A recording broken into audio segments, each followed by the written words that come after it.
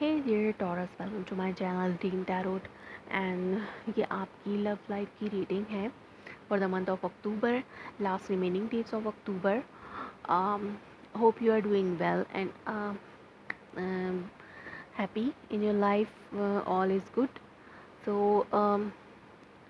now start your reading.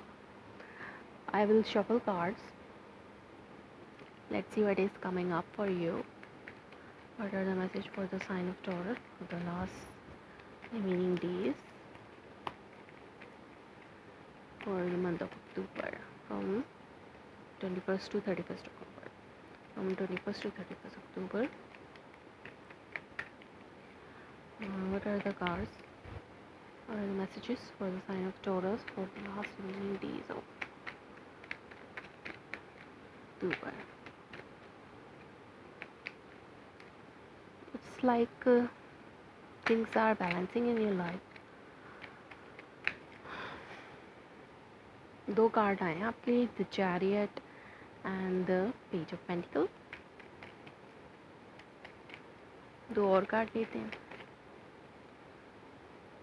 Three of swords and knight of wands and underneath the deck you have eight of wands.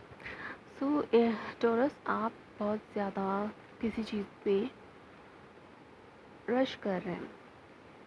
आपके ऊपर बहुत ज़्यादा responsibilities हैं या फिर आप बहुत ज़्यादा बर्डनाइज फील कर रहे हैं अपने आप को.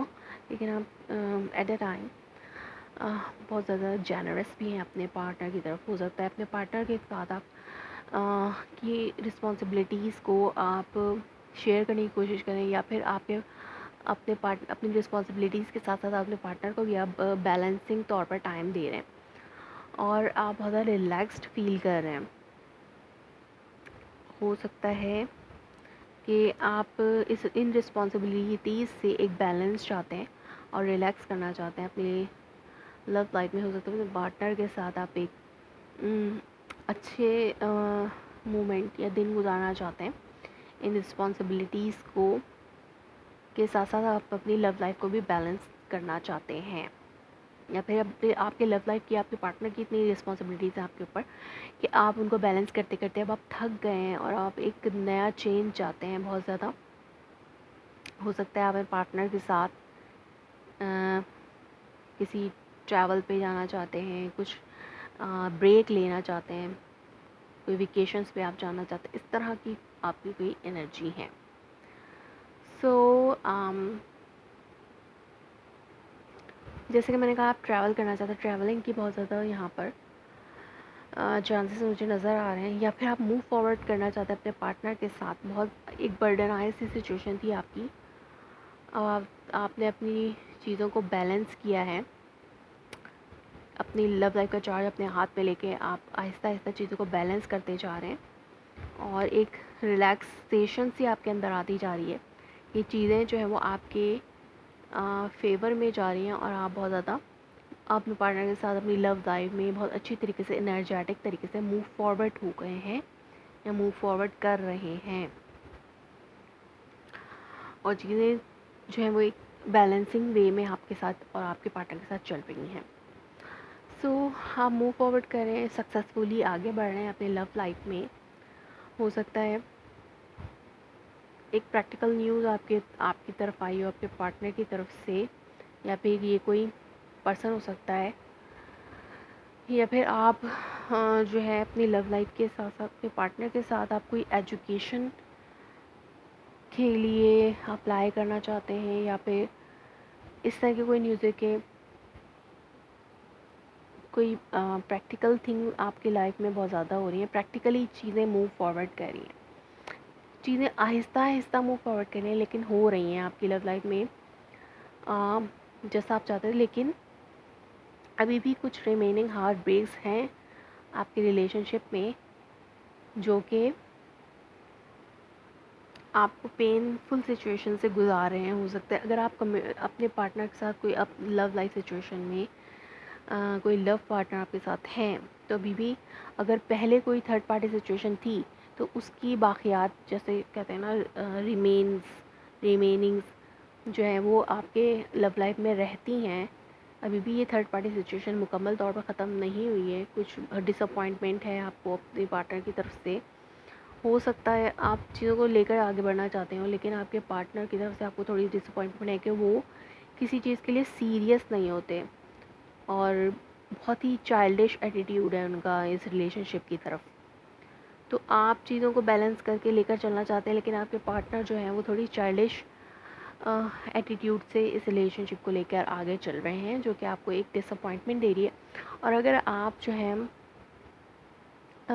किसी नए पर्सन की तरफ से कोई आपको ऑफ़र आती है, अगर लव लाइफ के ऑफ़र, एक प्रैक्टिकल ऑफ़र कोई कर रहा है, तो आपको सोच समझ के उस सब पर्सन के लिए फ़ैसला लेना होगा, क्योंकि हो सकता है कि वो एक लायर हो और वो एक थर्ड पार्टी से पहले से वही किसी के साथ कमिटेड हो, या फिर वो मैरिड पर्सन भी हो सकता है।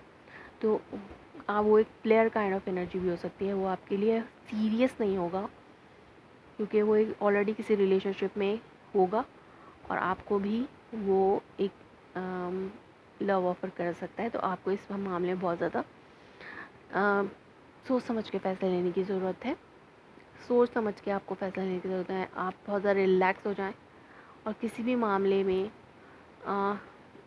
मंथ ऑफ अक्टूबर में आपको जो भी ऑफ़र आएगी उसके हवाले से, अगर कोई आप सिंगल हैं और आपको लव लाइफ ऑफ़र कोई कर रहा है, अपनी लव ऑफ़र कोई कर रहा है, प्रैक्टिकली आपके पास आकर आपको ऑफ़र कर रहा है, वो आपको कोई शादी की भी ऑफ़र कर सकते हैं, तो आपको बहुत ज़्यादा सोच विचार करके चीज़ों को लेकर आगे चलना है। और आप इसमें जो है कॉट अप नहीं होंगे, यानी आप उसके ये एटम वन की एनर्जी ये हो सकती है कि आप जो भी पर्सन आपकी तरफ आ रहा है, अगर आप सिंगल हैं तो आप उसमें कॉट अप नहीं होंगे, आप सक्सेसफुली मूव ऑन कर जाएंगे अपने आप को इस थर्ड पार्टी सिचुएशन से निकाल के। उस पर्सन पे आप तो फुली भरोसा नहीं करेंगे और अपने आप को निकाल लेंगे उससे। वो पर्सन जो है वो प्लेयर है, या फिर आप अपने पार्टनर के साथ किसी ट्रैवलिंग प्लान पे भी जा सकते हैं, जहाँ पे बहुत ज़्यादा एक्साइटमेंट होगी, लेकिन आपको अपनी हेल्थ का भी कुछ ख्याल रखना पड़ेगा। हो सकता है ये हेल्थ रिलेटेड इशू हो आपके पार्टनर के साथ या आपके साथ। ट्रैवलिंग पे जाते हुए आपको अपनी हेल्थ पे ज़्यादा ध्यान देना। अगर आप हार्ट पेशेंट हैं तो आपको इसका ज़्यादा ख्याल रखना होगा। ज़्यादा एक्साइटमेंट आपके लिए नुकसानदेह भी हो सकती है, लेकिन ट्रैवलिंग भी हो सकती है। लेकिन अगर आप अपने मैरिड पार्टनर हैं तो आपके पार्टनर जो आपको पहले डिसअपॉइंटमेंट दी थी अपने रिलेशनशिप के हवाले से, वो आप ओवरकम करने की कोशिश करेंगे। अब कोई ट्रैवल प्लान बना के अपने पार्टनर के साथ, एक एक्साइटमेंट फन प्लान के साथ। So let's see what is the outcome for the sign of Taurus for the month of October. What is the outcome for the sign of Taurus?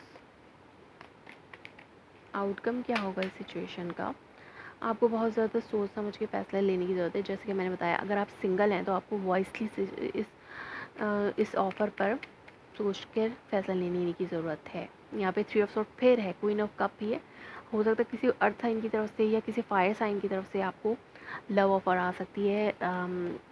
Taurus, Virgo, Capricorn, या फिर Aries, लियो, Sagittarius, इनकी तरफ से आपको आ सकती है। किसी air sign की तरफ से भी आ सकती है, लेकिन आप अपने इमोशंस को बैलेंस रखेंगे। अब सोच विचार करके आप बहुत ज़्यादा वाइसली इस थर्ड पार्टी सिचुएशन से अपने आप को निकालने की कोशिश करेंगे। हो सकता है ये कोई किसी वाटर साइन से भी आप डील कर रहे हैं उस वक्त। एक और कार्ड लेते हैं। हो सकता है किसी वाटर साइन से भी आप डील कर रहे हो, लेकिन आपको बहुत सोच समझ के फैसले लेने की ज़रूरत है। One more card.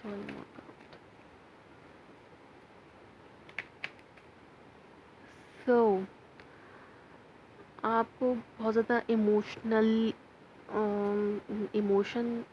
नहीं हो सकता। ये कोई पास पर्सन भी हो सकता है आपकी लव लाइफ में, आपको दोबारा से लव ऑफ़र कर रहा हो, जो कि बहुत ज़्यादा टॉक्सिक पर्सन हो आपके लिए। अगर आप सिंगल हैं तो वो दोबारा से आपको लव ऑफ़र करना चाहता है, लेकिन वो आपके लिए एक टॉक्सिसिटी की सिचुएशन है। मैंने जैसे कहा कि ये थर्ड पार्टी की सिचुएशन है। थर्ड पार्टी, 3 ऑफ सॉर्ड, ये एक इत्तेफाक है कि दोनों एक ही जगह पे आए हैं, एक ही साथ आए।